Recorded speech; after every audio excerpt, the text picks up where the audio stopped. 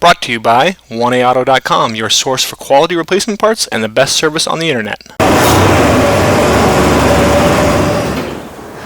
Hi, I'm Mike Green. I'm one of the owners of 1A Auto. I want to help you save time and money repairing and maintaining your vehicle. I'm going to use my 20+ years experience restoring and repairing cars and trucks like this to show you the correct way to install parts from 1AAuto.com. The right parts installed correctly. That's going to save you time and money. Thank you, and enjoy the video. In this video, we're going to show you blower motor replacement on this 1996 Ford Ranger, same as a 93 to 97 Ranger. You'll want to replace your blower motor if it's making that high-pitched squealing noise or a low groaning noise, as well as sometimes they just quit working. And the only tools you'll need are 8, 10, and 11 millimeter sockets with ratchet and extensions. Okay, inside the truck, turn the key on.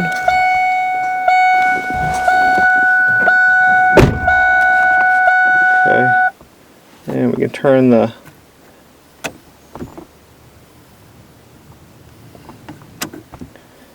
now we can turn the ventilation system on.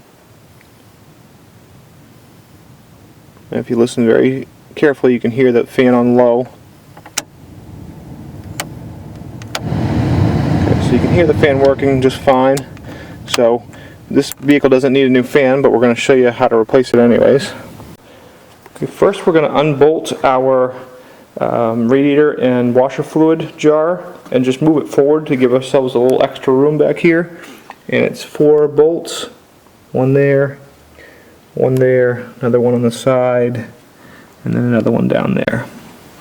Use some penetrating oil, coat those 2 nuts down low.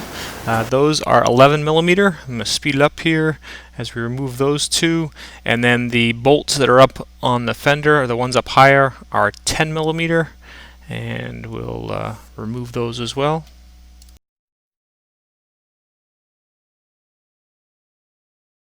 Okay, we're just going to pull this up and just kind of push it forward some. Okay, obviously here's your blower motor. There's the connection. Pull back on this tab and then pull your connector out. There's a tube right here that's got a kind of a collar, rubber collar. Pull that out around, pull the tube off and off down there and out. Okay, I've got an 8 millimeter socket with an extension and a ratchet. The first one is probably the most difficult one. If you look straight down, you can see it from the top. And we'll fast forward as we remove those bolts. One tip is just loosen them most of the way, and then once you feel the tension on them is not so great, reach down with your hands and pull them out the rest of the way with your fingers. That way you're less likely to drop them, especially the lower ones. You don't want to drop them because you could lose them. Okay, once you have them all 4 out, you just got to kind of pull some harnesses and push them down.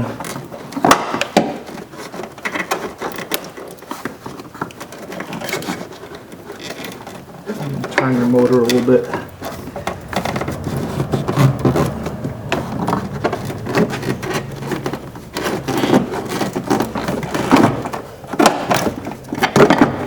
Pull the motor out.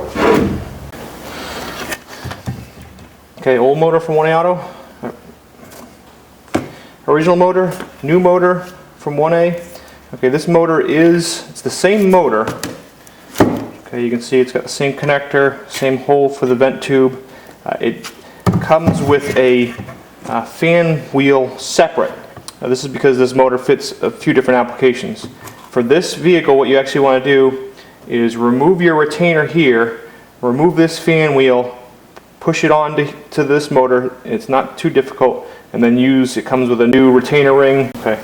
And once you switch this wheel over and you have it on this shaft, take the retainer, put it on there, and then use a socket that's about the same size and push the socket so you push it evenly down and it clips on. Now put that retainer ring on it, and you want to do that because you'll notice how deep or how much this wheel comes up. This replacement wheel is for a different application and it won't work with the Ranger. So I'm not going to do that because, as you heard in the beginning, This motor is working fine. I don't really believe in replacing something that doesn't need to be replaced. But I just wanted to show you that so you would be comfortable with it. Get your motor back in. Okay, the motor has a flat spot on the housing, and that is, it goes down against this tab down here. It also can help to get the motor in through by these wiring harnesses. Basically, I'm just going to kind of push my motor down in. Okay. Reach down, try and pull these wiring harnesses out beyond the motor. Okay, that goes in. I'll make sure I position it correctly. Okay, there's a locating tab up here. Make sure that goes right there. Okay, then you have the holes there. Start my 2 easy screws first.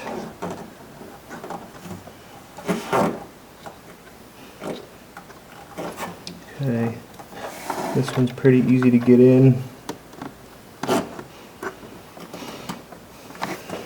This one's the most difficult. Just gonna kind of reach in. You can see the hole from up here looking straight down. Okay, just fast forward while I use my 8mm socket with the ratchet and extension and tighten those 4 bolts up. The housing is plastic, so you don't want to over tighten them because then you'll strip the plastic out and the bolts won't hold very well. So when you tighten them, just get them firm. They don't have to be very tight. Okay, I'll take our tube, put it around the connector, and in. Force it into the hole in the motor and connect it down on the firewall down there and reconnect our harness connection. And again, we'll go into light speed here as we put the radiator and windshield washer bottle back in. Again, the 2 bolts that go into the fender are 10mm. The 2 bolts that are down, or the nuts that are down lower, are 11mm. Tighten those up. Again, don't over tighten them, nice and firm, and you should be good. We hope this helps you out. Brought to you by www.oneaauto.com, your source for quality replacement parts and the best service on the internet. Please feel free to call us toll-free 888-844-3393. We're the company that's here for you on the internet and in person.